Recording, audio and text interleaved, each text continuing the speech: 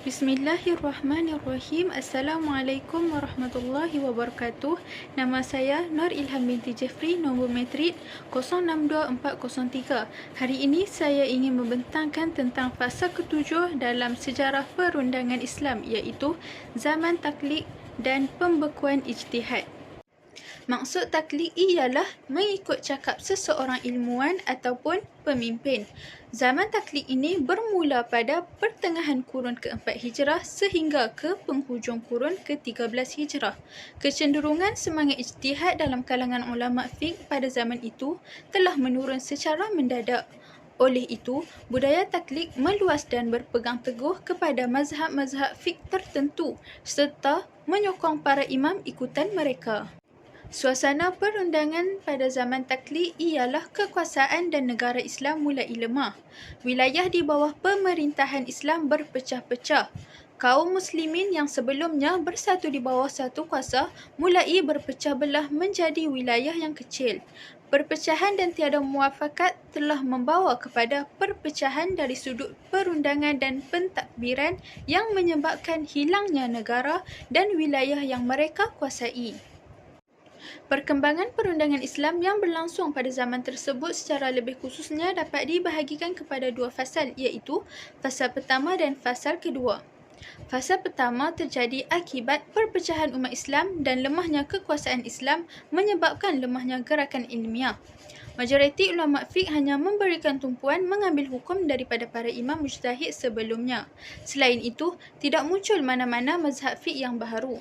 Seterusnya, lemah dalam penggubalan undang-undang, kegiatan ilmiah terhenti dan melemahkan kegiatan berfikir.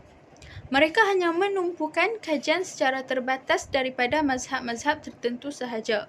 Jadi, lama-kelamaan, budaya dan sikap tersebut menyebabkan tersebarnya pengaruh fanatik dan taksub kepada mazhab tersebut. Di samping itu, ulama dan ahli fiqh yang memenuhi syarat untuk berijtihad tidak melaksanakannya dengan meluas. Di samping itu, ulama dan ahli fiqh yang memenuhi syarat untuk berijtihad tidak melaksanakannya dengan meluas.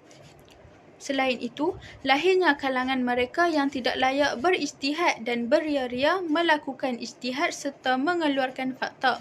Jadi, ulama telah menutup pintu ijtihad dan menetapkan supaya bertaklid kepada satu mazhab tertentu bagi menutup jalan yang membawa kepada kerosakan serta menyebabkan hilangnya semangat ulama untuk membuat kajian dan penelitian terhadap nas dan kaedah istinbat secara terbuka. Fasa kedua pula menjurus kepada kebangkitan ijtihad. Ianya bermula pada pertengahan kurun ke-7 Hijrah. Ianya menampilkan arus kebangkitan dan seruan supaya keluar daripada belenggu taklid dan membuka semula pintu ijtihad.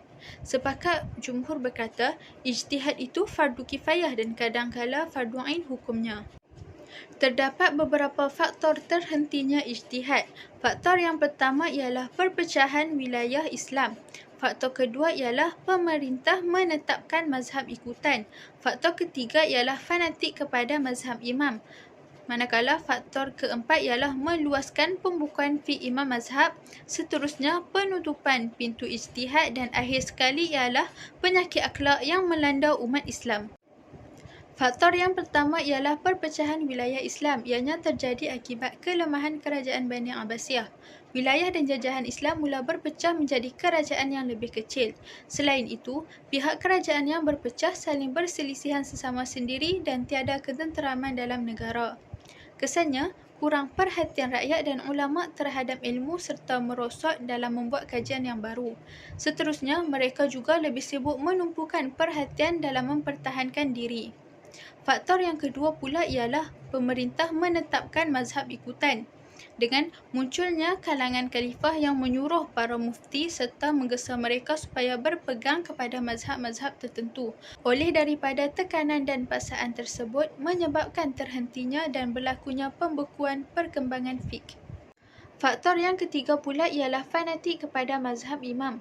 Para pengikut dan murid kepada imam mazhab terpegun dan amat tertarik dengan pendapat imam-imam yang mereka ikuti. Jadi, mereka lebih banyak menghabiskan masa mempertahankan dan menyebarkan serta menarik orang lain supaya turut mengikutinya. Golongan fanatik ini menilai diri mereka terlalu kerdil dan lemah untuk melakukan kajian, penelitian, perbahasan serta istinbat hukum. Mereka juga turut melibatkan diri dalam pengajaran dan penyebaran kaedah-kaedah usul dan furud imam mereka. Faktor yang keempat ialah meluaskan pembukuan fiqh imam mazhab. Para pengikut imam mazhab bertukus lumus untuk membukukan fiqh yang belum dibukukan pada zaman imam-imam mereka. Hasilnya, setiap masalah fiqh yang berlaku mudah mendapat penyelesaiannya. Majoriti kaedah penyelesaian dan penjelasan hukum terdapat di dalam kitab-kitab yang telah dibukukan. Ulama fiqh tidak perlu mengkaji dan meneliti sumber asalnya daripada Al-Quran dan hadis. Ianya hanya digunakan untuk menegakkan pendirian imam mazhab tertentu. Faktor yang kelima ialah penutupan pintu ijtihad.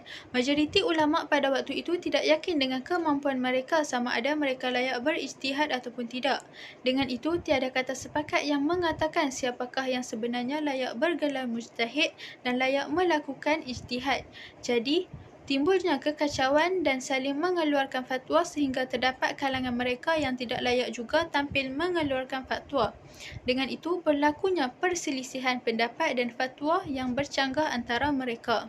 Faktor yang terakhir ialah penyakit akhlak melanda umat Islam. Sesetengah ulama telah dijangkiti penyakit akhlak sekaligus menghalang mereka daripada mencapai martabat mujtahid. Mereka saling mencela dan menghasut serta merendahkan kemampuan antara satu sama lain dengan memperlekehkan usaha kemampuan ulama-ulama yang lain. Terdapat 6 tingkatan mujtahid. Mujtahid yang pertama ialah mujtahid mutlak, iaitu mereka yang mengikuti kaedah dan metodologi yang tersendiri dalam mengambil hukum daripada sumber-sumbernya yang asal, iaitu Al-Quran dan hadis. Antara contoh para ahli fiqh dalam kalangan sahabat dan tabi'in ialah Imam Abu Hanifah, Imam Malik, Imam Syafi'i dan juga Imam Hanbali.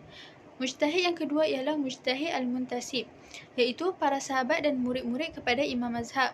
Para pengikut mengikuti imam mereka dalam perkara asas dan dasar utama. Hal ini berlakunya perbezaan pendapat dalam perkara pecahan furuk dengan imam-imam yang lain. Mujtahid yang ketiga pula ialah mujtahid mazhab, iaitu mereka yang mengikuti imam mazhab mereka dalam perkara usul dan furuk. Mereka juga merupakan mujtahid yang bertindak untuk mengistinbatkan hukum dalam masalah-masalah yang tidak ada riwayat daripada imam mereka serta masalah yang belum dibicarakan. Mujtahid keempat ialah mujtahid at-taqrij, iaitu mereka tidak melakukan ijtihad dalam istinbat hukum, tetapi mereka menumpukan ijtihad dan kajian untuk menjelaskan kata-kata dan pendapat imam mereka yang berbentuk mujmal. Seterusnya, mereka menjelaskan maksud tertentu terhadap hukum yang berkemungkinan mengandungi dua maksud.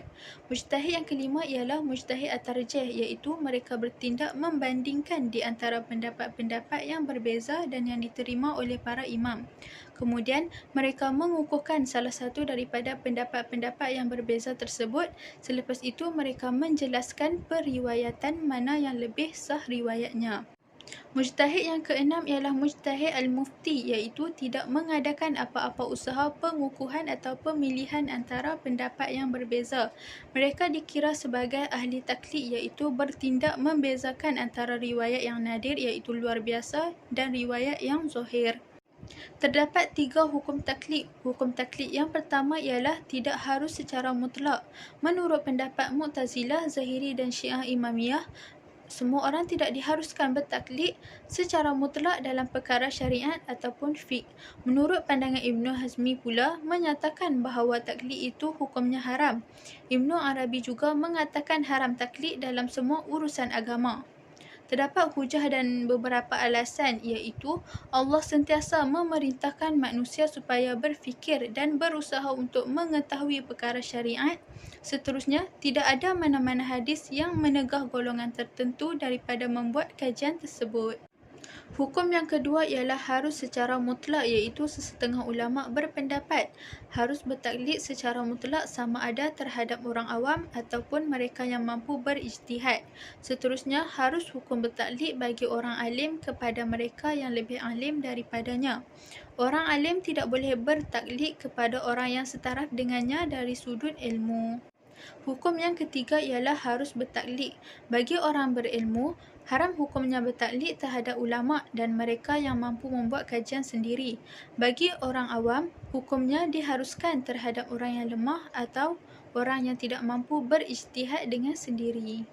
Terdapat beberapa jenis taklid. Yang pertama ialah taklid haram, iaitu mereka yang tidak mengikuti ajaran Islam dan bertaklid kepada ajaran serta adat datuk nenek yang salah dan sesat.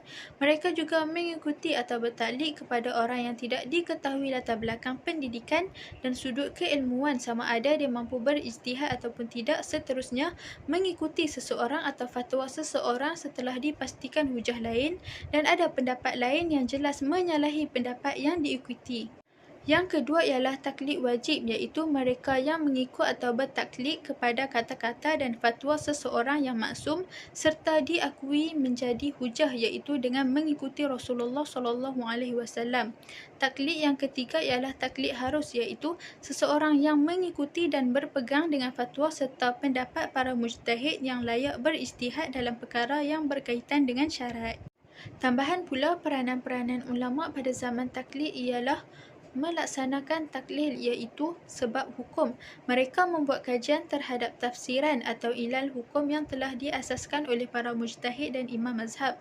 Ini membolehkan mereka takhrij atau mengeluarkan hukum serta mengistinbatkan hukum dan mengetahui kaedah istinbat tersebut. Seterusnya, mereka juga membuat tarjih, iaitu perbandingan riwayat-riwayat yang berbeza. Mereka dapat meneliti beberapa perbezaan serta ciri-ciri keistimewaan dari sudut penukilan fatwa antara kitab-kitab fiqh mazhab tersebut. Selain itu juga ialah tarjih dari sudut diroyah, iaitu isi kandungan. Mereka juga melakukan tarjih di antara riwayat-riwayat yang sabit daripada pendapat-pendapat yang berbagai-bagai. Apabila mereka telah mengesahkan dan memastikan dua fatwa yang berbeza tersebut daripada imam selanjutnya, mereka akan melakukan tarjih pada sudut lainnya pula. Seterusnya ialah menyokong imam mazhab. Mereka menyokong dengan menulis dan menghasilkan kitab-kitab yang menjelaskan tentang kelebihan dan keutamaan imam mazhab tertentu ataupun imam yang mereka ikuti. Mereka juga mendedahkan kelemahan dalil serta pendapat yang bercanggah dan mana-mana dalil yang digunakan oleh ulama mazhab lain yang kurang tepat menurut kajian mereka. Kesimpulannya, dari maklumat yang dijelaskan di atas, dapatlah disimpulkan bahawa seorang yang mencapai taraf mujtahid adalah diharapkan bertaklid kepada mana-mana pendapat atau mazhab. Sementara bagi orang awam atau bukan mujtahid adalah haram berijtihad, bahkan wajib bertaklid kerana mereka tidak memiliki ilmu dan alat yang membolehkan mereka berijtihad. Berijtihad tanpa ilmu sesat lagi menyesatkan. Orang yang alim yang tidak sampai kepada martabat mujtahid seperti kebanyakan ulama sekarang juga perlu bertaklid. Akan tetapi mereka perlu mempertingkatkan martabat dengan berusaha mengetahui dalil, hujah dan sumber yang menjadi sandaran hukum dalam mazhab masing-masing, supaya fatwa yang dikeluarkan tidaklah dalam bentuk hukum sahaja tanpa disertakan dalil ataupun tempat rujukan. Sekian saja daripada saya. Terima kasih.